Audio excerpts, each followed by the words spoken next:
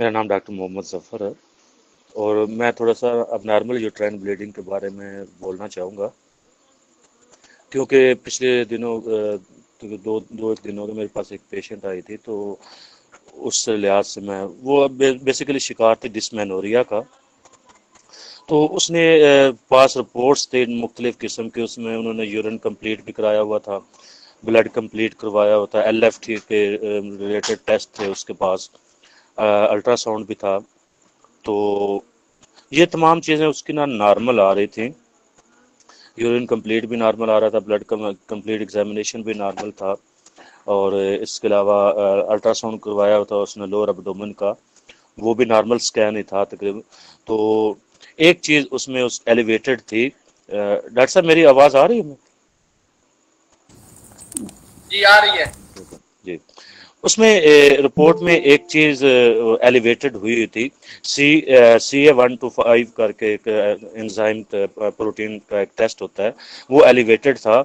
और ये फाइब्राइड में, ओवेरियन कैंसर में, या एंडोमेट्रियल और या पेरीमेट्रियल फैलोपियन ट्यूब्स के इन रीजन में कहीं भी अगर ट्यूमर बन रहा हो तो उसमें भी ये एलिवेट कर जाया करता है। ये CA125 जो 125 की रेशो बढ़ जाया करती है। तो अगर उसका अल्ट्रासाउंड था अभी नॉर्मल था, उसमें किसी किस्म की ग्रोथ नजर नहीं आई थी सोनोलॉजिस्ट को, तो इसलिए वहां पे जो है कोई किसी किस्म का फाइब्राइड और ट्यूमर होने के तो चांसेस नहीं है। एक चांसेस था उसका कि बात कैंसर स्टेज जब डेवलप हो रही होती है तो उसमें भी ये इसकी रेशो जो है बढ़ जाया करती है। इसी तरह लिवर डिजीजेस में PID में बढ़ जाया करता है। इस CA125 जो एलिवेशन इसकी बढ़ती है, प्रेगनेंसी में बढ़ जाया करती है, फाइब्रोसिस में, एंडोमेट्रियोसिस में बढ़ जाया करती है। तो चूंकि इनमें से कुछ कोई भी कंडीशन जो मेडिकल स्कैन नहीं हो पाई थी, तो उसको दोबारा मशवरा दिया गया कि एक मंथ बाद दोबारा ये टेस्ट करवाए। तो उस लिहाज से मेरे माइंड में आया कि ये जो अबनॉर्मल यूट्राइन ब्लीडिंग के बारे में थोड़ा सा बोलना चाहिए।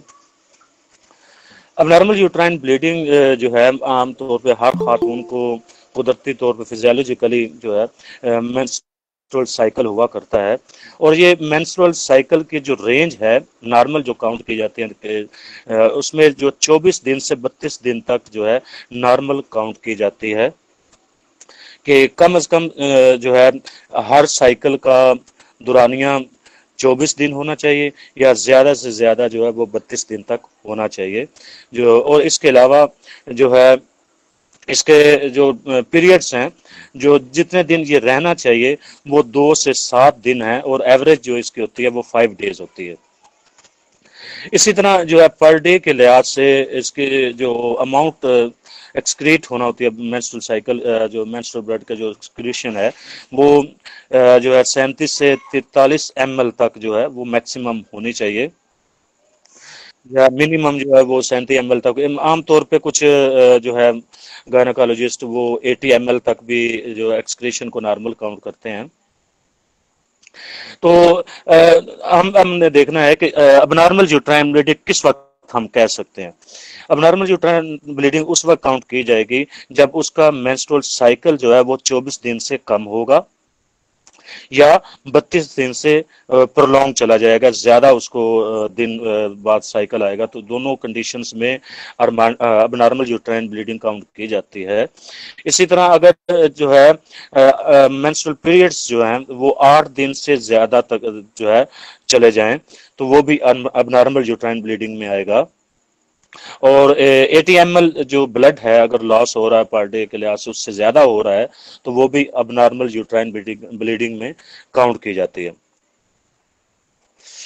अमूमन जब आप किसी मुख्तलिफ किस्म की जब मेडिकल कंडीशंस का मुताला करते हैं या एग्जामिन करते हैं, मुख्तलिफ किस्म की मेडिकेशन की इंडिकेशन के लिहाज से जब आप देखते हैं तो उसमें कुछ टर्मिनोलॉजी लिखी होती है जिससे उसके मेडिसिन के असरात वाज़े होते हैं इससे अबनॉर्मल यूट्राइन ब्लीडिंग के लिहाज से।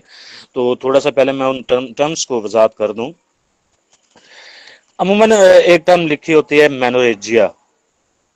ये जो है साइकिल इस कैफियत में साइकिल उसका बिल्कुल नॉर्मल होता है। जैसे कि अगर किसी खातून का जो मेंस्ट्रुअल साइकिल 28 डेज का है, उसको 28 दिन बाद साइकिल शुरू होता है, पीरियड्स शुरू होते हैं, तो इसमें उसका साइकिल मुतासर नहीं होता मेनोरेजिया में। लेकिन उसके पीरियड्स में जो डेज हैं वो 1 वीक से ऊपर हो जाते हैं, 7 दिन से, मतलब कि 8 दिन हो जाएंगे, 9 दिन तक लेंगे, 10 दिन तक जा सकते हैं। तो ये इस कैफियत को जो है मेनोरेजिया कहा जाता है। इसी तरह पोलीमेनोरिया है। पोलीमेनोरिया में क्या होता है कि इसमें जो है साइकिल जो है वो 24 दिन से कम हो जाता है। उसके पीरियड्स के डेज जो हैं वो 5 डेज ही रहते हैं या 7 दिन डेज रहते हैं, लेकिन उसके जो है उसका साइकिल जो है वो कम हो जाया करता है 24 दिनों से। इसी तरह एक आगे टर्म यूज की जाती है पोलीमेनोरेजिया। पोलीमेनोरेजिया जो है ये कम्बिनेशन होता है मेनोरेजिया और पोलीमेनोरिया का। मतलब कि उसके जो है साइकिल 24 के बजाय 20 दिन हो सकता है, 18 दिन हो सकता है, 21 दिन हो सकता है, कोई भी उससे 24 दिन से उसका साइकिल भी कम हो जाएगा और डेज भी ज्यादा डेज तक रहेगा, मतलब 9 डेज हो सकते हैं, 12 डेज हो सकते हैं। तो कोई भी उसके दोनों कैफियत के उसके जो रहें भी प्रोलॉन्ग और साइकिल भी कम हो जाए, उसको पोलीमेनोरेजिया उस कैफियत को कहा जाता है। आगे कैफियत होती है एक ओलिगोमेनोरेजिया। ये हैवी यूट्राइन ब्लीडिंग होती है जिसमें लेकिन इसका जो साइकिल है वो या तो 6 वीक का तक चला जाता है या 6 मंथ तक चला जाता है। तो लेकिन उसके इस जब भी उसको अपीयर होंगे फीमेल्स को, तो उस वो हैवी ब्लीडिंग के साथ होंगे। उस कैफियत को कहा जाता है कि ओलिगोमेनोरेजिया जो है उस कैफियत को कहेंगे। आगे एक कैफियत आ जाती है मेट्रेजिया जो है कि इसमें कुछ उसका कुछ रूटीन नहीं बन पाती।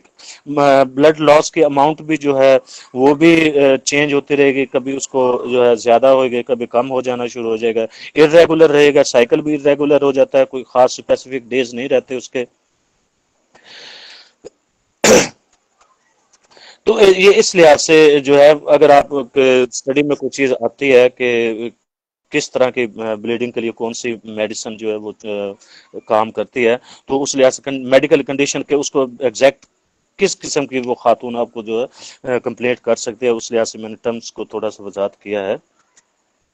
ये जो इसकी एबनॉर्मल यूट्राइन ब्लीडिंग की जो काजेस होती हैं, इसके मुख्तलिफ 2 कैटेगरीज में इसका अमूमन जो है वो कैटेगरी दर्जा बंदी की जाती है।